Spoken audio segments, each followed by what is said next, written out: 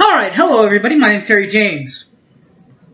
It's a proven fact, at least in the Big 12, where we are in Oklahomaville, that it doesn't matter what you do. It doesn't matter how long you do it. One thing is known for sure. There will be no Big 12 Conference Championship game. Period. Even before that, Bob Stoops has always known that you need to get your head out there and put your helmet with somebody else's helmet. Bring them in, take them out. Oklahoma has done that in the past. Florida State, Notre Dame, they did that again last year. Now it's time to go to the NOC. Knoxville, where you've had big-time plays, big-time names, and a whole lot of fun. Peyton Manning, Jason Witten, Charles Davis even made some big-time plays. The Fox Sports analyst. Their home, away from home, at least in college, was Neyland Stadium. That is where the Sooners will go for Week 2. This is a preview of that game in Knoxville. Here we go.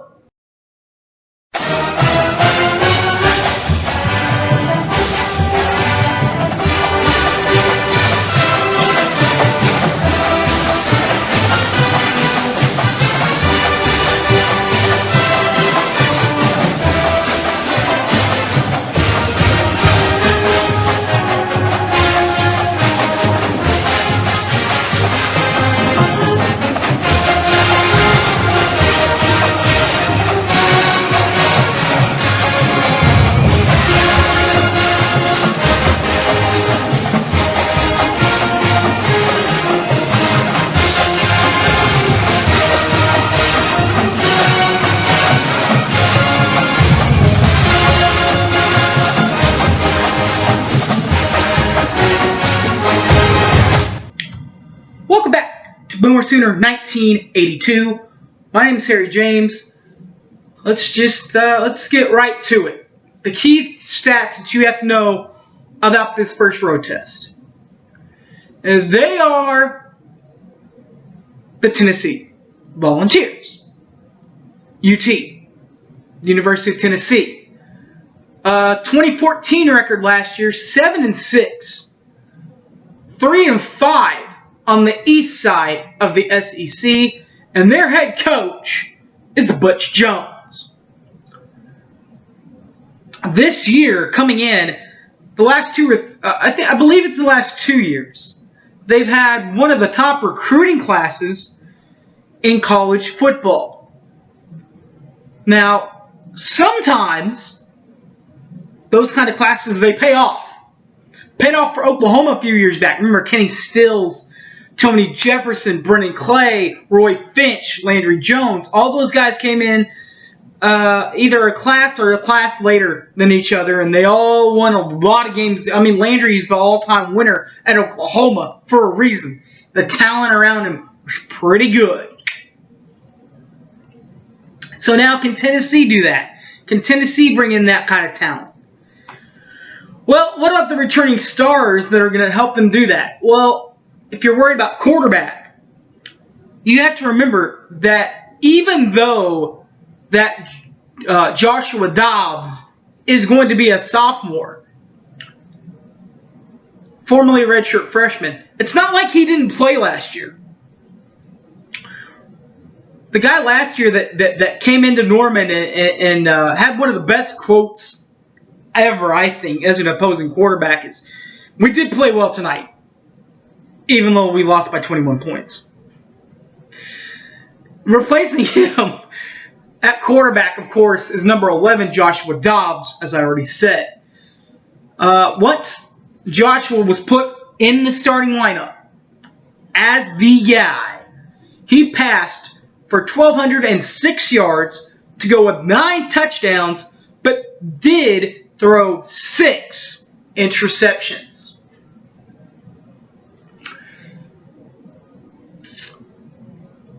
The leading returning rushers for the University of Tennessee, Jalen Hurd, was a big factor last year in last year's 7-6 record. Number 1, Jalen Hurd. Hurd rushed for 899 yards of offense to go with 5 rushing touchdowns last year for Tennessee. The other rushing leader, the quarterback, Joshua Dobbs, as a reserve quarterback, that is, still ran for 469 yards on the ground, along with 8 rushing touchdowns from the quarterback's position. So overall, he had, 17 total touchdowns last year. Helping him on the receiving end,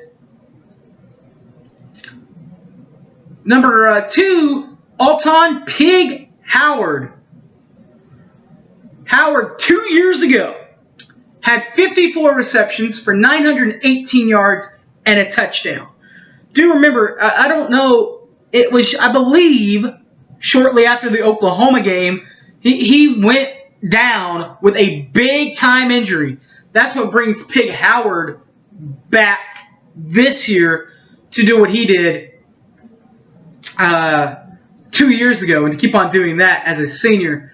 Helping him out there at the other receiver slot, more than likely, at least returning, number 9, Vaughn Pearson. Pearson had 38 receptions last year to go for 393 yards receiving and 5 touchdowns. The defense played well to get the SEC 3-5 SEC East finishers of Tennessee where they were. Of course they have to, being from the SEC, and they did. Like number 21, Jalen Reeves, Maben, had 101 tackles last year to go with 2 interceptions. Another key defender last year was number 37, Brian Randolph, who had 88 tackles, 1 fumble recovery, and 2 picks last year for the University of Tennessee. Tennessee's current leader is the former Cincinnati head coach Butch Jones.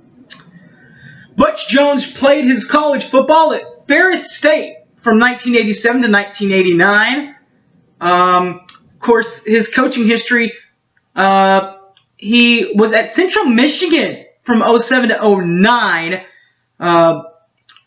before heading to Cincinnati to replace Chip Kelly Brian Kelly, who's not Notre Dame, from 2010 to 2012. In fact, even the 07 to 09 games, his stepping stone game at Cincinnati, even that was the stepping stone for Brian Kelly. He then replaces Brian Kelly at Cincinnati, where he was at Cincinnati for a few years, from 2010 to 2012. And then 2013, last year, he goes into Tennessee, into Knoxville, and leads them to a 7-6 record and 3-5 in the SEC East, as we've already discussed. In those 3 places, is that 3? 1, 2, 3 homes, he's got a winning percentage of 0.608 to match 62 wins and 40 losses. His postseason record in bowls is 2-2, 500 in those bowls. Divisional championships, he's in the other 2 homes that he's got. Of course, he doesn't have one here yet, only being here 1 year and finishing just 3-5 in the East last year, but does have 2 apiece in his other 2 former homes. Central Michigan, the MEAC championship, and of course Cincinnati with the Big East championship. The MEAC championship for Michigan, or Central Michigan, the 2 of them came in 07 and 09, and the Cincinnati ones, they became a back-to-back champion. Got them in 2011 and 2012. 2014, they don't have a non-conference game to go to because they went to a bowl. So looking at the bowl, which was the Tax Slayers Bowl, where they played Iowa, the Hawkeyes. And Tennessee kind of ran away from them, getting the win, 45-28 win in the Tax Slayers Bowl. Iowa also finished with a 7-6 record, but finished a 4-4 record in the Big Ten Conference. Overall, this is a 1-2 overall record for Oklahoma, or 1-3. 1-2. The third meeting was last year. Of course, they got us in the original matchup in the Orange Bowl under Coach Neyland. Switzer got them back a few years later to even up the series at 1-1. And then, of course, Oklahoma last year really took it to them pretty good in Norman. It's pretty hard to say when a 3-touchdown lead isn't, and it's not even really that close. But last year, you kind of got that feeling being in that stadium. 3-touchdown score, but still it's not even that close because of it. And maybe the fact is that last year, if you'll remember, it was a field goal. We blocked it. A pick in the back of the end zone. Great hands by Zach Sanchez, a returner for the defensive backs. And the other defensive back on the other side of Sanchez was Julian Wilson. And you remember Jules comes up with the interception of his career. No doubt in my mind. Picks it off at the 1-yard line. Goes 99 yards the other way to the other end zone. So to be honest, you say that it didn't really feel like a 21-point game. It's because it wasn't a 21-point game. It wasn't even a 14-point game, but it didn't feel like that either. Oklahoma just dominated last year. They're going to try to do that again this year in Knoxville. And here's the most exciting part. I'm going this year. Woohoo! We'll spend a little bit of time in Memphis, a little bit of time in Nashville before heading to the Knock and getting to spend some time out there. Thanks, guys, for watching. This will, as I said, it will be the second game of the season. Will be the University of Tennessee. This is a preview of the University of Tennessee. One final time. Last year, Tennessee finished 7-6 overall, 3-5 in the SEC East. And, by the way, this is just a side note. This game that I'm going to be at will be the first game in Neyland this season. They'll play another game, but I believe that game will be played in Nashville, in the Tennessee Titans Stadium. So be looking forward to that one. Thanks, guys, for watching. Love you guys for watching the show. You can find me on Facebook, Harry James Taylor, or you can tweet me at SoonerFanOK. Either way, I'm okay with it. Thanks, guys, for watching. As always, Boomer Sooner, everybody. Take care. I'm out.